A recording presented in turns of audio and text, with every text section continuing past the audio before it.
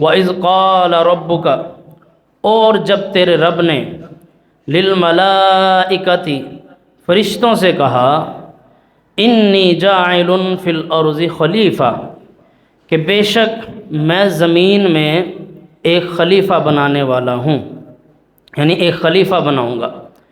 خلیفہ کہا جاتا ہے جانشین کو، یعنی خلیفہ کبھی بھی اصل مالک نہیں ہوتا، خلیفہ کہتے ہی بعد میں آنے والے کو ہیں، جیسے حضرت ابو بکر صدیق رضی اللہ عنہ محمد الرسول اللہ صلی اللہ علیہ وسلم کے خلیفہ ہیں، خلیفۃ المؤمنین، امیر المؤمنین حضرت ابو بکر صدیق رضی اللہ عنہ۔ تو جو کسی دعوت کو، مالک کی دعوت کو، بڑے کی دعوت کو، بادشاہ کی دعوت کو آگے لے کر چلتا ہے اسے کیا کہتے ہیں؟ خلیفہ۔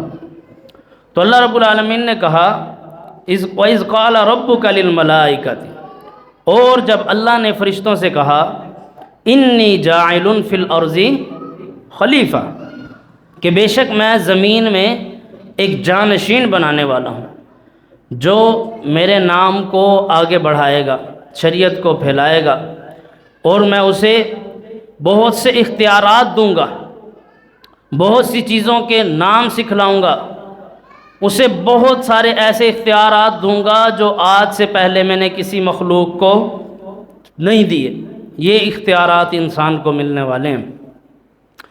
تو جب فرشتوں نے یہ بات سنی انہوں نے کہا اے اللہ قالوا، کہا اتجعل فیہا من یفسد فیہا ویسفک الدماء، انہوں نے کہا فرشتوں نے اللہ سے اے اللہ تو جسے بنانے جا رہا ہے وہ تو زمین میں فساد پھیلائیں گے۔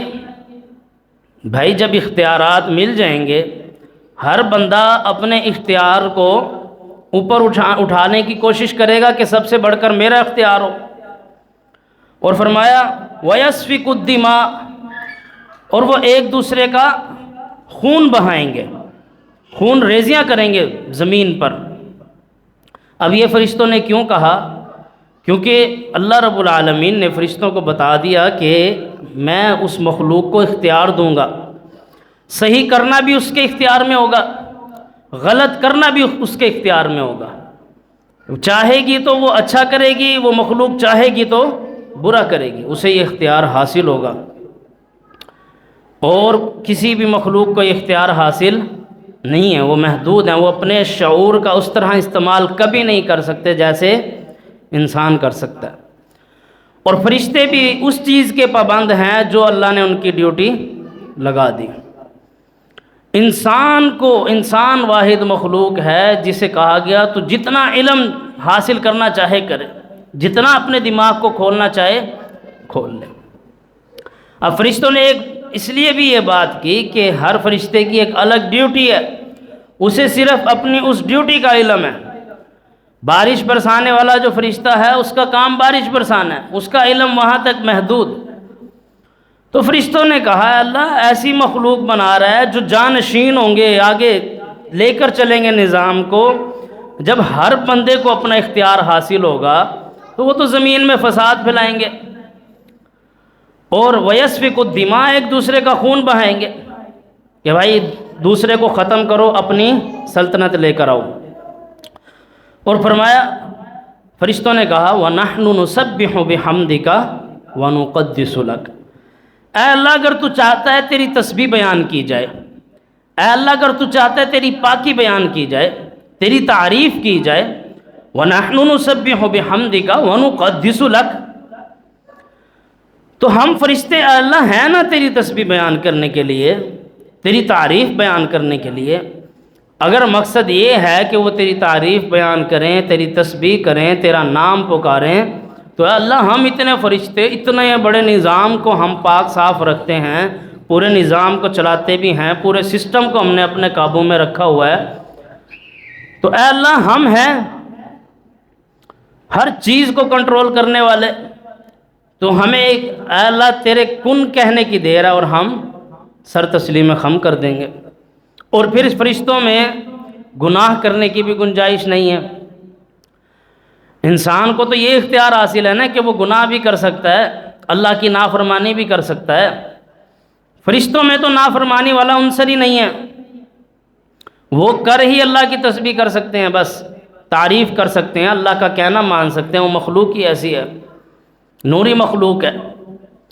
تو فرشتوں نے کہا وَنَحْنُ نُسَبِّحُ بِحَمْدِكَ وَنُقَدِّسُ لَكَ، اے اللہ اگر تو چاہتا ہے تیری تسبیح بیان کی جائے، تیری تعریف بیان کی جائے تو ہم ہیں نا، ہم تیری تعریف بیان کرنے کے لیے تسبیح بیان کر رہے ہیں۔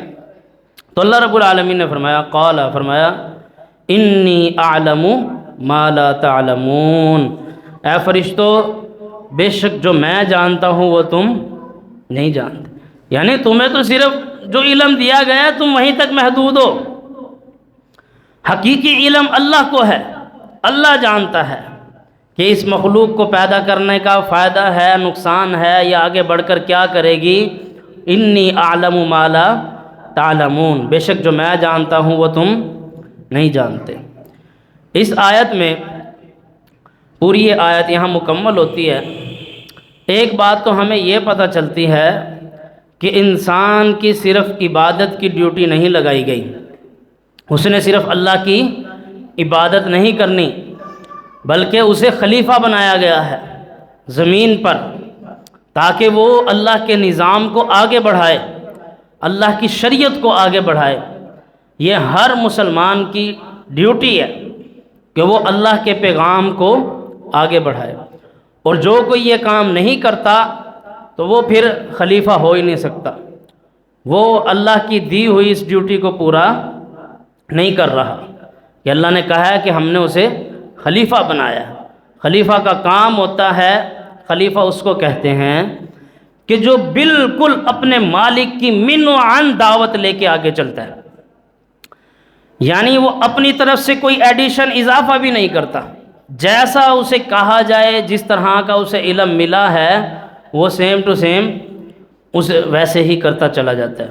جیسے ایک بادشاہ اور وزیر ہوتا ہے تو وزیر صرف وہ کام کرے گا جو بادشاہ حکم دے گا، اس سے آگے پیچھے وہ کچھ کر سکتا نہیں۔ تو اسی طرح انسان کو جو خلیفہ بنایا ہے زمین پر، اس نے صرف وہ کام کرنے ہیں جو اللہ نے اسے شریعت دی ہے۔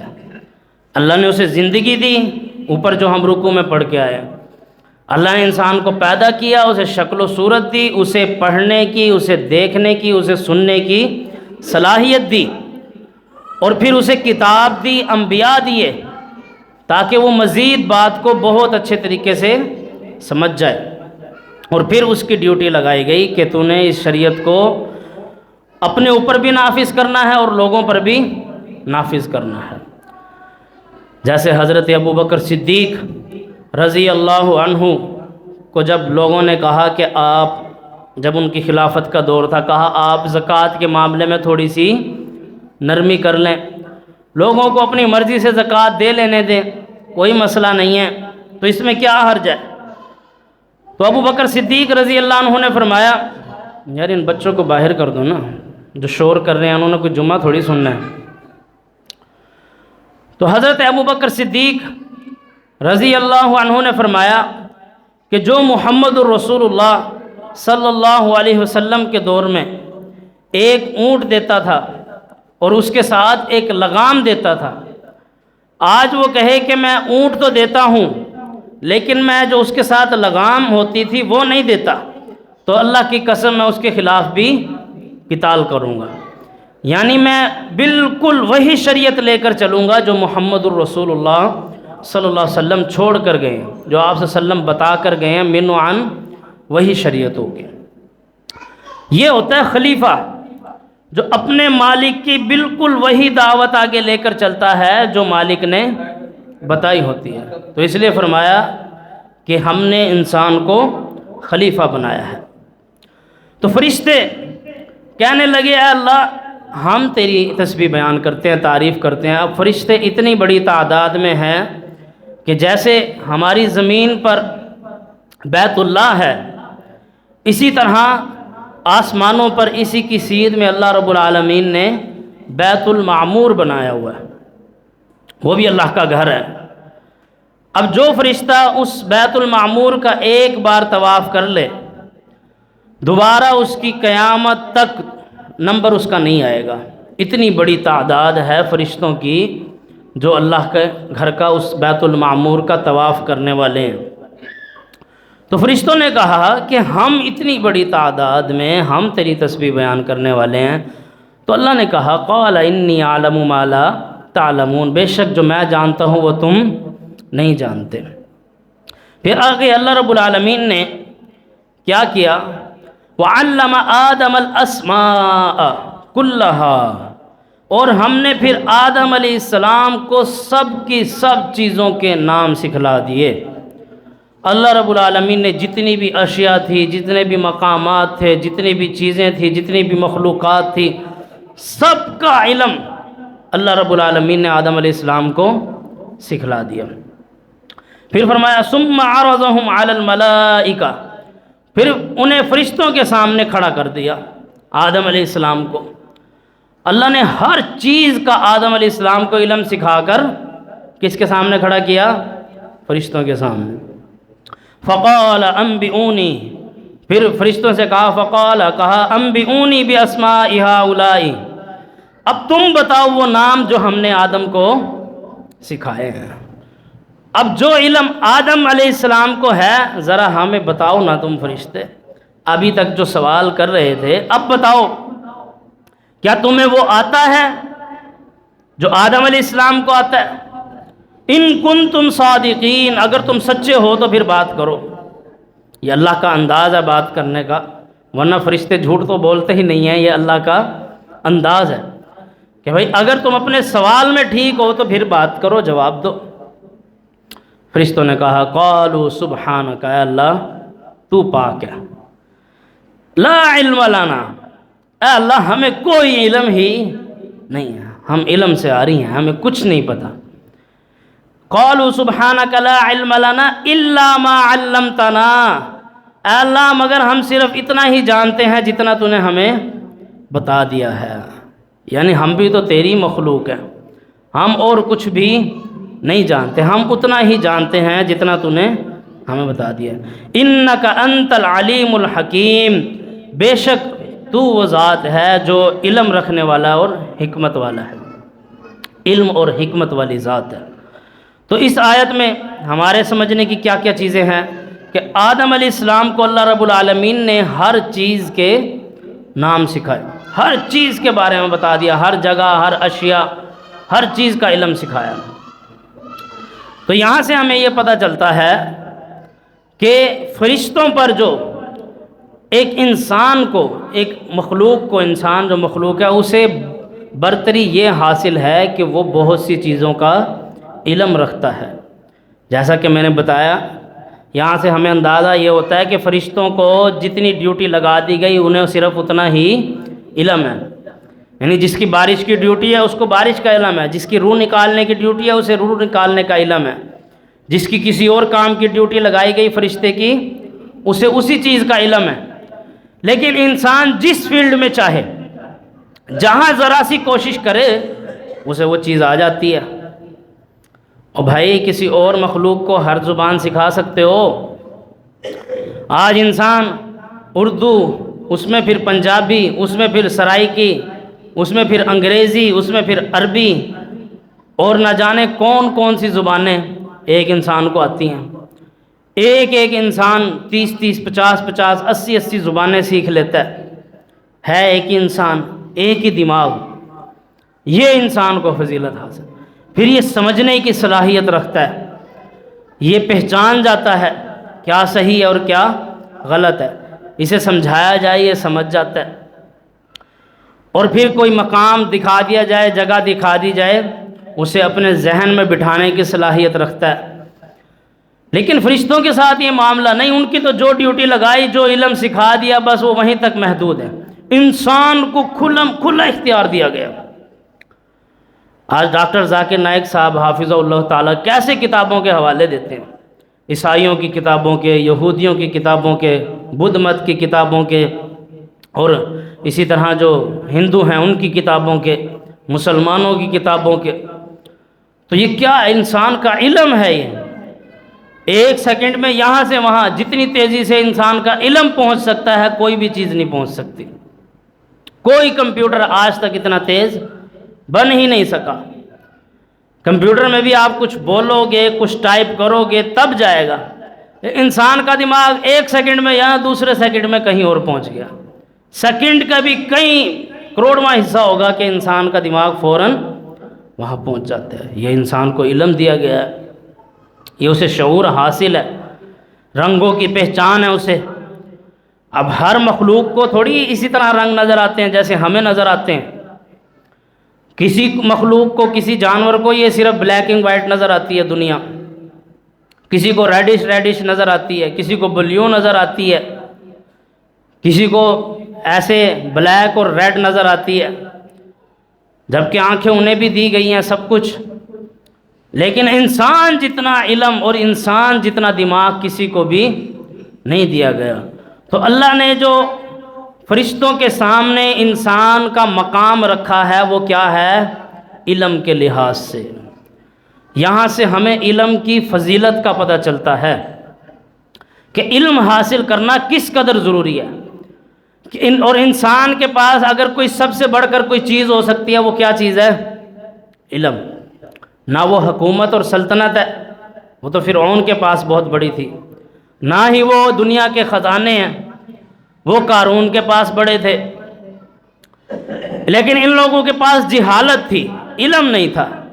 علم کن لوگوں کے پاس تھا؟ انبیاء علیہ السلام کے پاس. نبی کریم صلی اللہ علیہ وسلم کو سب سے پہلے جو وحی نازل کر کے بتایا گیا وہ کیا بات تھی؟ اقرا، پڑھیے، بسم ربک الذی خلق، اپنے رب کے نام سے جس نے آپ کو پیدا کیا. یعنی پہلا لفظ جو اللہ کی طرف سے نازل ہوا ہے اس میں بھی کس بات کا ذکر ہے؟ علم کا، پڑھنے کا، علم کی طرف مائل ہونے کا. تو علم جو ہے یہ ہر چیز کے اوپر حاوی ہو جاتا ہے. علم ایسی چیز ہے جو اگلے بندے کو منہ توڑ جواب دے سکتا ہے. اب کوئی بندہ جاہل ہے نا، اس کا کوئی مقابلہ نہیں کر سکتا. جاہل بندے کا کوئی مقابلہ نہیں کر سکتا.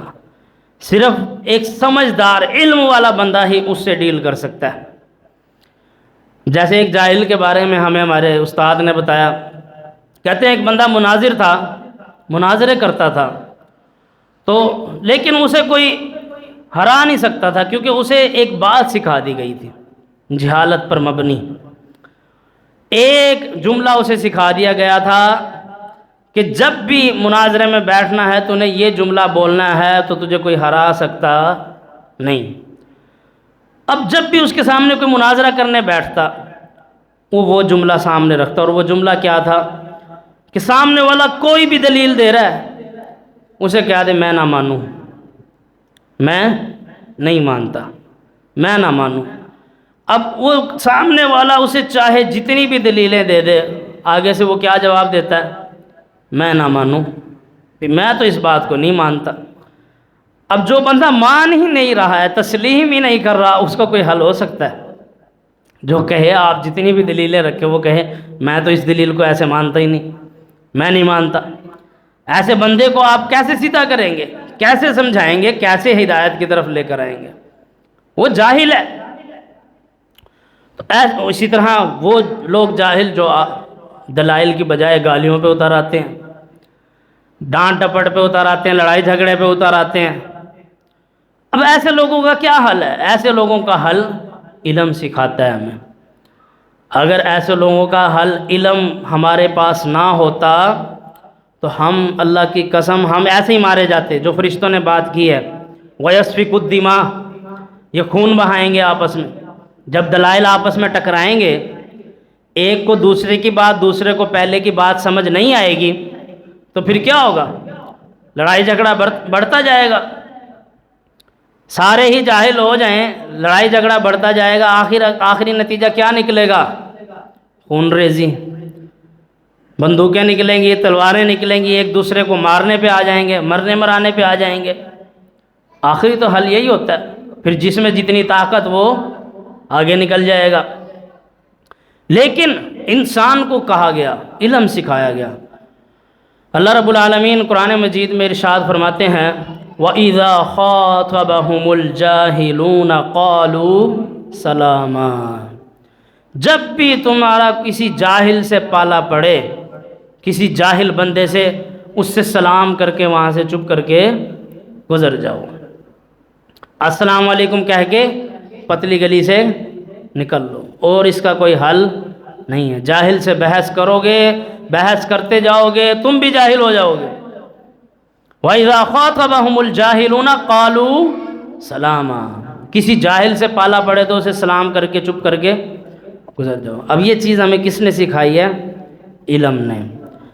تو فرشتوں پر جو انسان کو اگر کوئی فضیلت حاصل ہے وہ علم کی بنیاد پر ہے، مگر نہ فرشتوں سے بہتر نہیں ہے انسان اگر اس کے پاس علم نہ ہو، تعلیم نہ ہو۔ ہے فرشتوں سے بہتر انسان بننا، مگر اس میں لگتی ہے محنت زیادہ۔ تو فرشتوں سے بہتر انسان اتنا بہتر ہو سکتا ہے، اتنا بہتر ہو سکتا ہے کہ فرشتے پر بچھائیں گے۔ سجدہ کرنا تو ایک الگ بات رہ گئی، پر بچھانا اس سے بڑھ کر چیز آ جاتی ہے کہ انسان خود لیٹ گیا، اپنے بازو بچھا دیے کہ ان کے اوپر سے چل کے جا۔ نبی کریم صلی اللہ علیہ وسلم نے فرمایا جو اللہ کا قرآن سیکھنے کے لیے گھر سے بچہ طالب علم نکلتا ہے، فرشتے اس کے پیروں کے نیچے اپنے پر بچھاتے ہیں کہ ان پروں پہ چل کے تو اللہ کی کتاب سیکھنے کے لیے جا۔ یہ علم انسان کو اللہ نے دیا، یہ فضیلت حاصل ہے، اور اس کے بہت بڑے نمونے ہمارے سامنے زندگی میں بھی موجود ہیں، بس ہم انہیں آبزرو نہیں کرتے۔ بھائی ایسے کوئی کسی کو اپنی سیٹ پر بٹھاتا ہے، اپنی جگہ پر، کوئی وزیر اعظم ہے، وزیر اعلیٰ ہے، کوئی اپنی سیٹ پر کسی کو بٹھائے گا؟ کبھی بھی نہیں بٹھائے گا۔ کیوں؟ کیونکہ وہ دنیا کی اسے تھوڑی سی چھوٹی سی حکومت اور ایک عہدہ حاصل ہے، چاہے کوئی بھی آ جائے وہ اس کو وہ جگہ نہیں دے گا۔ لیکن جب وہ اللہ کے گھر میں آئے گا، اللہ کہے گا اب تجھے جہاں پیچھے صف میں جگہ ملتی ہے وہیں کھڑا ہو، آگے وہی کھڑا ہوگا جسے میری کتاب آتی ہے۔ سمجھ آ رہی ہے؟ کبھی ایسا ہوا کوئی وزیر اعلیٰ، وزیر اعظم کسی مسجد میں گیا اور لوگوں نے کہا آپ بہت بڑے عہدے کے مالک ہیں، لہٰذا آپ آگے آئیں، آپ خطبہ جمعہ دیں، آپ نماز پڑھائیں؟ کبھی ایسا ہوا ہے؟ اگر اس کو قرآن آتا ہوگا اور وہ سنت پر عمل کرتا ہوگا تب آپ اسے آگے لے کر آئیں گے، وگرنہ کہیں گے بھائی ہوگا تو بہت بڑے عہدے والا، لیکن یہاں سارے عہدے پیچھے رکھو، یہاں صرف علم کو فضیلت حاصل ہے۔ یہاں مصلی پر وہی کھڑا ہوگا جسے اللہ کی کتاب کا علم ہے، اور کوئی آگے نہیں آ سکتا، اور وہ اس کے اندر بھی کہیں دور دور تک بھی اسے یہ خیال نہیں آئے گا، کوئی بھی بڑے سے بڑے عہدے والا دنیا کا دور دور تک اسے یہ خیال نہیں آتا کہ مجھے مصلی پہ کھڑا ہونا چاہیے۔ یہاں آگے اسے بھی اپنی حیثیت اور اوقات خود بخود اندر سے اس کا ضمیر چیخ کے کہتا ہے بھائی تو اس قابل نہیں ہے، یہاں اسی کو کھڑے ہونا ہے جسے اللہ کی کتاب کا علم ہے۔ چاہے وہ پھر 15 سال کا لڑکا ہو، 14 سال کا لڑکا ہو، کھڑا وہی ہوگا جسے قرآن آتا ہے۔ تو یہ علم کی بنیاد پر ہمیں فرشتوں سے زیادہ فضیلت حاصل ہے، وگرنہ فرشتے ہم سے بہت اچھے ہیں۔ انسان کو فضیلت اس لیے حاصل ہے کہ وہ صحیح غلط کا اختیار رکھتے ہوئے، صحیح غلط کا علم رکھتے ہوئے، صحیح اور غلط راستے میں جس میں چاہے جا سکتا ہے، گناہ کرنا چاہے گناہ کر سکتا ہے، نیکی کرنا چاہے نیکی کر سکتا ہے۔ اس اختیار کے ہوتے ہوئے جب وہ اللہ کی طرف آتا ہے تب وہ فرشتوں سے بھی بڑھ جاتا ہے، بہت بڑا اونچا مقام اسے مل جاتا ہے۔ پھر جب بندہ زیادہ اللہ کی بندگی میں مزید آگے بڑھتا جاتا ہے تو اللہ رب العالمین فرشتوں کو اس کے قدموں میں لے آتے ہیں، اور اس سے ایک حدیث قدسی ہے، نبی کریم صلی اللہ علیہ وسلم نے فرمایا کہ اللہ کی ذات فرماتی ہے اللہ رب العالمین کا فرمان ہے کہ جب بندہ بہت زیادہ نوافل ادا کرتا ہے، بہت زیادہ اللہ کی عبادت کرتا ہے، تو اللہ کہتا ہے میں اس کے ہاتھ بن جاتا ہوں جو وہ استعمال کرتا ہے، یعنی پھر وہ اپنے ہاتھوں سے صرف وہی کام کرتا ہے جو اللہ کی رضا والے ہوتے ہیں۔ اللہ فرماتا ہے میں اس کے پاؤں بن جاتا ہوں۔ پاؤں بننے سے کیا مراد کہ پھر وہ صرف انہی جگہوں کی طرف قدم اٹھاتا ہے جو اللہ کی رضا والے ہیں۔ میں اس کی زبان بن جاتا ہوں، میں اس کی آنکھیں بن جاتا ہوں کہ صرف وہ بات بولے گا جو اللہ کی رضا والی ہوگی، وہ آنکھوں سے دیکھے گا جس سے اللہ راضی ہو۔ یہ بالکل صحیح حدیث ہے۔ تو علم کی بنیاد پر انسان کو یہ فضیلت حاصل ہوئی، اس لیے اللہ رب العالمین فرماتے ہیں وَعَلَّمَ آدَمَ الْأَسْمَاءَ كُلَّهَا، ہم نے آدم علیہ السلام کو تمام کی تمام چیزوں کا علم سکھا دیا، ہر چیز کے بارے میں بتلا دیا۔ ثم عرضهم على الملائکہ، پھر ہم نے انہیں فرشتوں کے سامنے کھڑا کر دیا۔ فقال انبئونی باسماء ہؤلاء، پھر فرشتوں سے کہا کہ اب تم بتاؤ جو آدم علیہ السلام کو ہم نے چیزیں سکھلائی ہیں۔ بھائی آج بھی دیکھو گے جتنی بھی مخلوقات ہیں، کسی بھی مخلوق نے کوئی ذرا سی ترقی کی ہے؟ کوئی ذرا سی ترقی کر لی ہو؟ چڑیا آج بھی اسی طرح گھونسلہ بناتی ہے جیسے ہزاروں سال پہلے بناتی تھی۔ شیر آج بھی اسی طرح جنگل میں رہتا ہے، ہرن اسی طرح رہتی ہے۔ ان میں کوئی آئی ہے اپڈیٹ، کوئی ترقی؟ سب کچھ اسی طرح ہے ہزاروں سالوں سے۔ انسان کو جو علم ملا تھا اس کی بنیاد پر وہ ترقی کس قدر آگے کر گیا۔ آج تو اتنی زیادہ ترقی ہو گئی ہے، ایک فوٹو آپ نے دینی ہے اے آئی کو، وہ پوری ویڈیو بنا دیتی ہے۔ ایک اسکرپٹ آپ دے دیتے ہیں لکھ کے، پوری ویڈیو سامنے آ جاتی ہے۔ پورا کا پورا انسان سامنے ویڈیو میں نظر آ رہا ہوتا ہے، بالکل نقلی۔ اس قدر آگے جا چکا ہے۔ یعنی یہ ترقی انسان نے کس بنا پر کی؟ علم کے بنا پر، علم کی بنیاد پر، کہ اسے علم تھا، اسے چیزوں کے بارے میں آبزرویشن حاصل تھی۔ آج لوگ چاند پہ پہنچ گئے ہیں، لائٹ ایئر کے فاصلوں پر کیا ہو رہا ہے وہ آبزرو کر رہے ہیں۔ یہ سب چیزیں انہیں حاصل ہیں علم کی بنیاد پر، جو انہیں اللہ رب العالمین نے علم دیا ہے۔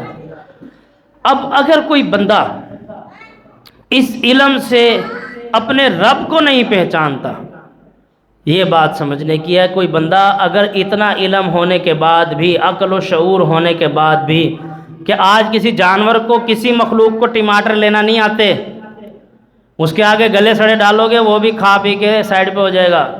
سبزیوں کے پتے ڈال دو، گوبھی کے بچے ہوئے پتے ڈال دو، وہ کھا لے گا۔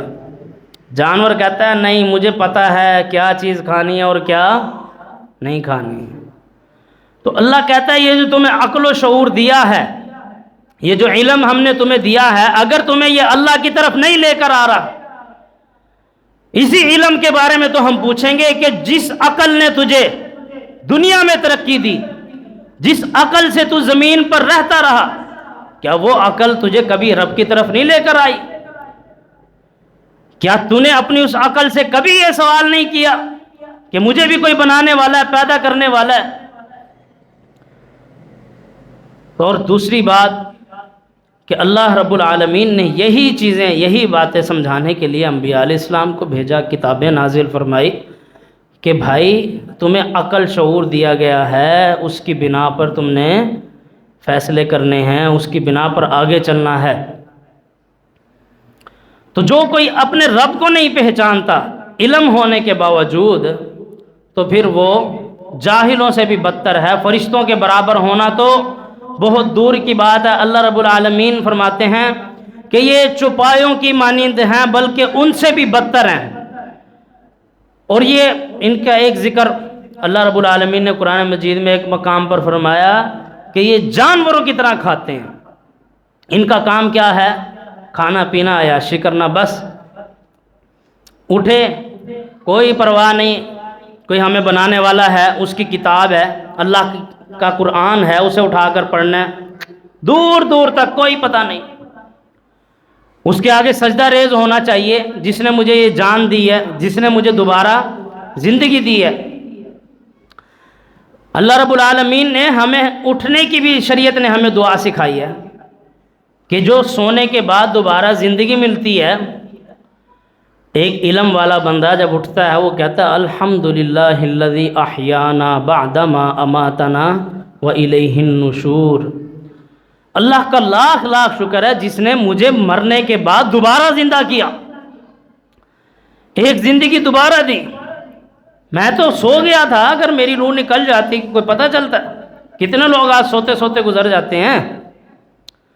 تو جس کو ذرا سا بھی شعور ہے، علم ہے، اور اپنے رب کو وہ پہچانتا ہے، وہ اٹھتے ہی یہ دعا پڑھ کے کہتا ہے اللہ تیرا لاکھ لاکھ شکر ہے تو نے مجھے موت کے بعد دوبارہ زندگی عطا کی۔ نیند بھی اصل میں آدھی موت ہوتی ہے، موت کا ایک حصہ ہے نیند۔ جب انسان اسے دوبارہ اٹھتا ہے تو یوں سمجھے کہ اسے دوبارہ زندگی ملی ہے، اور وہ اٹھنے کے بعد پھر اپنے ہی کاموں میں لگ جائے، اپنی نفس کی پیروی میں لگ جائے، جو اس کا نفس کہہ رہا ہے بس وہ کرتا چلا جائے، اسے اللہ کے کلام سے کوئی لینا دینا نہ ہو، کوئی اللہ کی عبادت کی طرف نہیں آ رہا۔ پھر یہی تو تکبر ہے، یہی تو انا پرستی ہے۔ اور کس کو کہتے ہیں انا پرستی؟ اور کس چیز کو کہتے ہیں اپنی خواہش کی پیروی؟ آپ صلی اللہ علیہ وسلم نے فرمایا جو بندہ فجر کے وقت سویا رہا اور فجر کے وقت نہیں اٹھتا، ایسے انسان کے کان میں شیطان پیشاب کر کے جاتا ہے۔ اب جس کے بندے کے کان میں شیطان نے پیشاب کر دیا ہے، بتاؤ سارا دن اس کے جسم میں نحوست رہے گی یا برکت رہے گی؟ جس کے کان میں شیطان پیشاب کر رہا ہے۔ اور ان آیات سے ایک بہت بڑی بات ہمیں یہ بھی پتہ چلتی ہے، راستے صرف دو ہی ہیں۔ یعنی یہ بات تو یہاں سے شروع ہو رہی ہے جہاں سے انسان کی تخلیق ہوئی ہے۔ اگر انسان کو بات کی بنیاد کا پتہ چل جائے تو وہ مسئلے کے حل کی طرف پہنچ جاتا ہے۔ ہمیں بنیادی بات اللہ نے بتا دی، اور یہ ایسا علم ہے کہ اس کتاب کے علاوہ ہمیں کہیں سے پتہ نہیں چل سکتا۔ یہ جتنے بھی لوگ ہڈیوں کے ڈھانچے نکالتے ہیں، اس سے آبزرویشن کرتے ہیں، یہ اتنے سال پرانی ہے، اتنے لاکھ سال پرانی ہے، انسان ایسے ایسے کر کے تخلیق ہوا ہوگا، ایسے بنا ہوگا، یہ سارے جو فرسودہ علم ہیں، ان سارے علم کے جو بنیاد ہے وہ بے حد کمزور ہے۔ اور اس کی نسبت جب ہم قرآن کی یہ باتیں پڑھتے ہیں جو اللہ ہمیں بتا رہا ہے کہ میں نے فیصلہ کیا، میں نے فرشتوں کے سامنے رکھا کہ میں خلیفہ بنا رہا ہوں، میں اسے علم دوں گا، علم کی باتیں سکھاؤں گا۔ فرشتوں نے کہا اللہ وہ فساد پھیلائے گا، وہ خون ریزیاں کرے گا۔ اللہ نے کہا جو میں جانتا ہوں وہ تم نہیں جانتے۔ اب اس ساری بات سے ہمیں یہ پتہ چلتا ہے کہ راستے صرف دو ہی ہیں۔ اگلی آیات بھی جب ہم پڑھیں گے تو ہمیں علم ہوگا راستے صرف دو ہیں۔ اگر اللہ کا راستہ کوئی نہیں چنتا تو وہ یہ اپنے دماغ سے نکال دے کہ وہ شیطان کے راستے پر نہیں ہے۔ شریعت میں نیوٹرل کچھ بھی نہیں ہے کہ بندہ کہے نہ میں اللہ کی طرف ہوں نہ میں شیطان کی طرف ہوں، میں بیچ میں ہوں، نیوٹرل ہوں، ایسا ہو ہی نہیں سکتا۔ یہاں انسان اللہ کی طرف ہے، اور اگر وہ اللہ کی طرف نہیں ہے پھر وہ شیطان کا بیلی ہے، چاہے وہ کچھ بھی کہتا رہے۔ اگر وہ رب کی عبادت کی طرف نہیں ہے، فجر کے وقت بالکل سویا پڑا ہے، اسے نماز کی پرواہ نہیں، جب آپ صلی اللہ علیہ وسلم نے فرما دیا کہ اس وقت جو سویا رہے شیطان اس کے کان میں پیشاب کر کے جاتا ہے۔ شیطان کا بیلی ہے وہ، جتنا مرضی اس بات کو اگنور کرے۔ آپ صلی اللہ علیہ وسلم کی بات غلط نہیں ہو سکتی۔ اور بھائی شیطان کوئی فزیکلی سامنے آ کے تھوڑی کہے گا کہ بھائی میں تمہیں گمراہ کرنے آیا ہوں، اس کا بڑا تجربہ ہے ہزاروں سالوں کا، وہ آدم علیہ السلام کے دور سے ہے، تو وہ فزیکلی سامنے آ کے تھوڑی کہے گا کہ بھائی میں تمہیں نماز سے روکنے آیا ہوں۔ اس نے تو دل میں وسوسے ڈالنے ہیں، اس نے تو شکوک و شبہات ہی ڈالنے ہیں، اس نے جسم میں سستی پیدا کرنی ہے، اور اس نے ٹالم ٹولی کرنی ہے، بس یہی وہ کر سکتا ہے۔ اور جو بندہ ان چیزوں میں آ جاتا ہے اور فجر کے وقت سویا رہ جاتا ہے، شیطان کان میں پیشاب کر جاتا ہے۔ آپ صلی اللہ علیہ وسلم فرماتے ہیں جب بندہ سویا رہتا ہے تو شیطان نے اس کی گدی پر 3 گراہیں لگائی ہوتی ہیں، 3 گرہیں لگی ہوتی ہیں ایسی جنہیں کوئی کھول سکتا نہیں، یعنی شیطان نے ایسے اسے جکڑا ہوتا ہے، پکڑا ہوتا ہے۔ آپ صلی اللہ علیہ وسلم فرماتے ہیں جب بندہ اٹھتا ہے، کھڑا ہوتا ہے فجر کے لیے، تو اس کی پہلی گرہ کھل جاتی ہے، پھر جب وہ وضو کرتا ہے اس کی دوسری گرہ بھی کھل جاتی ہے، پھر جب وہ نماز کے لیے اللہ کے سامنے کھڑا ہوتا ہے تو اس کی تیسری گرہ بھی کھل جاتی ہے۔ اب جو لوگ نہیں اٹھتے فجر کے وقت، سوئے رہتے ہیں، کیا خیال ہے ان کی گرہیں کھلتی ہیں؟ ایک تو ہے کہ کوئی مجبوری ہے، بندہ سویا رہ گیا، کوئی ایسی بیماری تھی، کوئی ایسی تھکاوٹ دماغ پر آئی کہ بندے کو علم نہیں ہوا، نیت کر کے وہ سویا ہے کہ میں نے فجر کے لیے اٹھنا ہے، پھر آنکھ نہیں کھلی، پھر تو یہ ہے کہ جیسے ہی آنکھ کھلی نماز پڑھ لی۔ لیکن اس کو معمول بنا لینا، عادت بنا لینا اور اپنی زندگی کا حصہ بنا لینا، پھر بھائی آپ جو مرضی کہو، جتنے مرضی دلائل لے کر آؤ، حقیقی بات یہ ہے کہ آپ شیطان کے شکنجے میں پھنسے ہوئے ہو۔ شیطان نے آپ کو اپنے گرفت میں لے لیا ہے۔ اب بہت سارے مسائل اور بہت ساری مشکلات کی وجہ یہ شیطان ہے، کیونکہ راستے 2 ہی تھے۔ شیطان نے کہا تھا اللہ کو، اے اللہ میں تیرے بندوں کو گمراہ کروں گا۔ اللہ نے کہا جو میرے بندے ہیں وہ تیری گمراہی میں نہیں آئیں گے۔ تو انسان کو جو علم سکھایا ہے، میں یہ بات کر رہا تھا کہ اگر وہ اس علم کی بنیاد پر اپنے رب کو نہیں پہچانتا، اور گائے کا بچہ بھی اپنی ماں کو پہچان لیتا ہے پیدا ہوتے ہی۔ گائے کا بچہ پیدا ہوتا ہے، جو لوگ پالتے ہیں جن کے پاس ہیں انہیں پتہ ہے 20 منٹ کے بعد چاہے جتنی مرضی بھینسیں کھڑی ہوں، وہ فوراً بھاگ کے اپنی ماں کے پاس جاتا ہے دودھ پینے کے لیے۔ ایسا ہے کہ نہیں ہے؟ 20-25 منٹ گزرتے ہوں گے بھاگ کے، بھائی ماں کے پیٹ میں، بھینس کے پیٹ میں اسے کہاں سے پتہ چلا؟ ہمیں علم بھی ہے، ہم سب سے بہتر مخلوق ہو کر جن کے پاس اللہ کی کتاب قرآن ہے، صحیح بخاری، صحیح مسلم، جامع ترمذی، ابن ماجہ، سنن نسائی، سنن ابو داؤد، سیاستہ پوری موجود ہے، جن کے پاس اتنے علماء، محدثین، شیوخ موجود ہیں، اس کے باوجود ہم صرف اس بنیاد پر کہ یار سستی ہو جاتی ہے۔ کیا ہے یہ سستی بھائی؟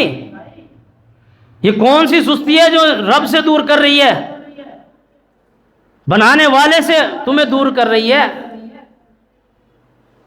سستی کام میں ہو جاتی خیر تھی، سستی کمانے میں ہو جاتی خیر تھی، سستی دنیا کا کچھ بنانے میں ہو جاتی خیر تھی، رب کو پہچاننے میں سستی ہو گئی۔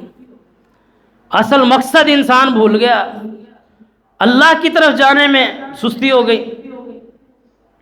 اس چیز میں قطعاً سستی برداشت نہیں ہوگی۔ کیوں؟ کیونکہ ہر چیز موجود ہے، ہر چیز کا حل موجود ہے۔ جو بندہ یہ کہتا ہے نا بس جی میری تو سمجھ میں نہیں آتا، میں کیسے اللہ کی طرف آؤں، مجھے تو بالکل نہیں کوئی بات سمجھ میں آتی، یہ وہ، تو ایک بات تو یہ ہے کہ وہ خود سے یہ اللہ کی طرف نہیں آ رہا، ایک وجہ یہ ہو سکتی ہے۔ دوسری وجہ صرف اور صرف یہ ہو سکتی ہے کہ وہ شریعت کو معاذ اللہ مکمل نہیں سمجھتا۔ بھائی سستی کے لیے بھی دعا بتائی گئی ہے، سستی دور کرنے کے لیے، اللہم انی اعوذ بک من الہم والحزن والجبن والبخل والعجز والکسل وضلع الدین وغلبۃ الرجال۔ یہی تو علم ہے جو فرشتوں کے پاس نہیں ہے فرشتوں سے بہتر انسان بننا، مگر اس میں لگتی ہے محنت زیادہ۔ تو علم حاصل کرو، چاہے آپ کی جو بھی ایج ہے، کوئی بندہ 30 سال 40 سال کی ایج میں پہنچ گیا، وہ بھی نہ کترائے۔ اگر آپ نے واقعی زندگی کا فائدہ اٹھانا ہے، حقیقی فائدہ، تو علم حاصل کرنا کبھی بھی نہ چھوڑو، اللہ کی کتاب سے جڑ جاؤ، چمٹ جاؤ۔ اللہ رب العالمین قرآن مجید میں ارشاد فرماتے ہیں، اب یہ ہر چیز کا حل ہے جو یہ آیت آپ کے سامنے رکھنے لگا ہوں، چاہے وہ فرقہ واریت ہو، چاہے وہ جہالت ہو، ہر چیز کا حل اللہ رب العالمین نے قرآن مجید میں ایک آیت میں بتا دیا۔ وَاعْتَصِمُوا بِحَبْلِ اللَّهِ جَمِيعًا، اللہ کی رسی قرآن کو مضبوطی سے تھام لو، پکڑ لو۔ وَلَا تَفَرَّقُوا، اور فرقوں میں نہ بٹو۔ یعنی ایک ہی حل ہے سیدھا راستے کا، وہ ہے اللہ کی کتاب قرآن مجید۔ بھائی دنیا میں کوئی بھی آپ کو بڑے سے بڑا بندہ مل جائے، تجربہ کار مل جائے، وہ زیادہ سے زیادہ آپ کو وہ علم سکھا سکتا ہے جو اس نے خود سیکھ لیا۔ سمجھ رہے ہو بات کو؟ تھوڑا سا اس بات پہ غور کرنے کی ضرورت ہے۔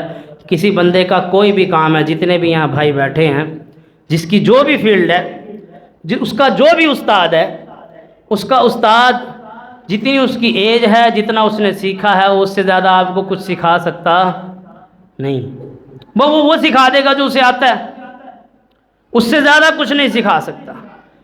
واحد اللہ کی کتاب ہے قرآن مجید، یہ آپ کو اس وقت سے علم شروع کرے گی جب آپ پیدا ہوئے تھے۔ قالوا وتجعل فيها من يفسد فيها ويسفك الدماء، جب اللہ نے کہا اذ قال ربك للملائکۃ انی جاعل فی الارض خلیفہ، میں زمین میں آدم علیہ السلام کو بنانے جا رہا ہوں۔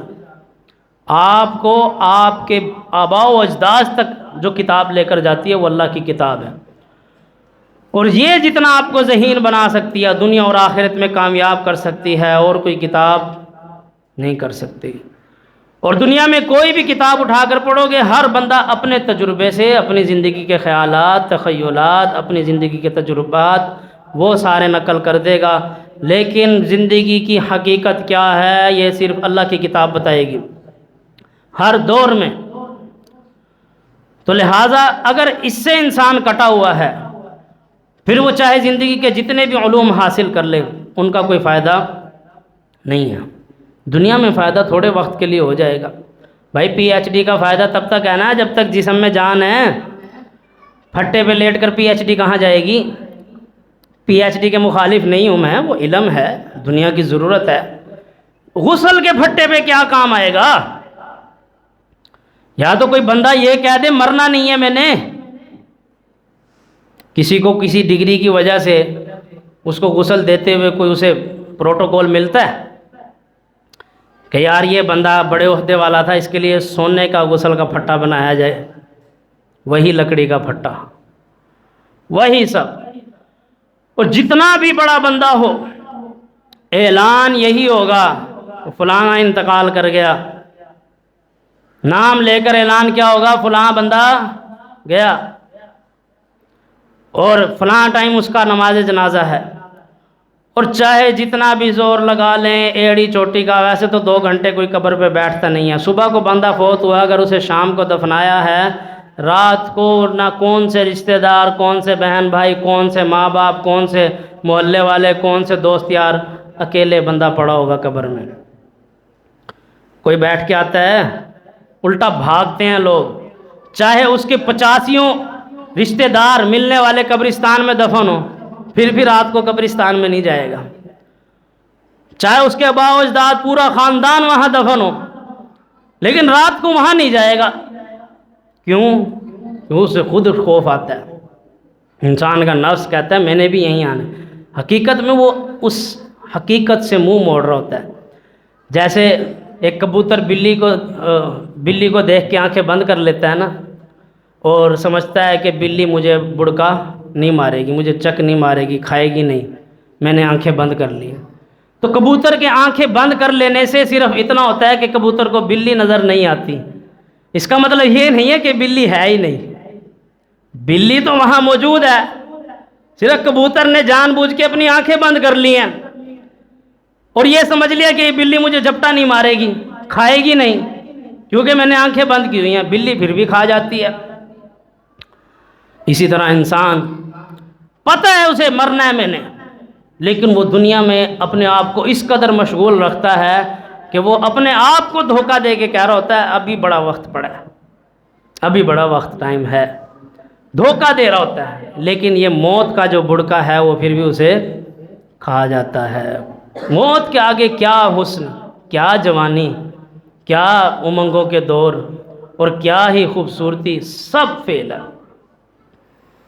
انسان شروع ہوتا ہے اللہ تعالیٰ اس کو اس کی اوقات یاد دلا دیتا ہے، کیا تھا اور کہاں پہنچ گیا، مٹی میں حوالے ہو جاتے ہیں۔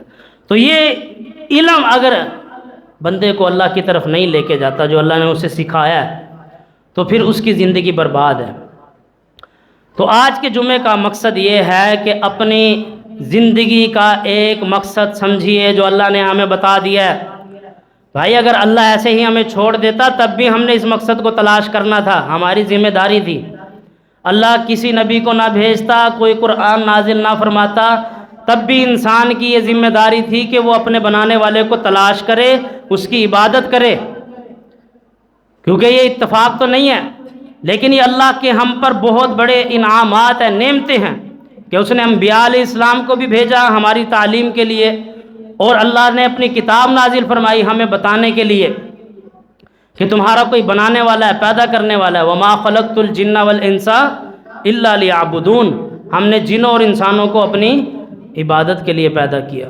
تو ہر انسان کو اپنی زندگی کے مقصد کو سمجھنا چاہیے، اور یہ دیکھنا چاہیے جہاں وہ ہر چیز میں اپنا دماغ لگاتا ہے کہ اگر میں نے یہ موبائل لیا ہے میرا یہ اس وقت تک ساتھ دے گا، اگر میں نے یہ گھر بنایا ہے یہ میرا اس وقت تک ساتھ دے گا، اگر یہ میرا میٹرک کا اسٹوڈنٹ ہے دوست ہے یہ میرا اس وقت تک ساتھ دے گا، اور اگر میں فلاں جگہ جا رہا ہوں کاروبار کر رہا ہوں تو میرا یہ اس وقت تک کاروبار ساتھ دے گا۔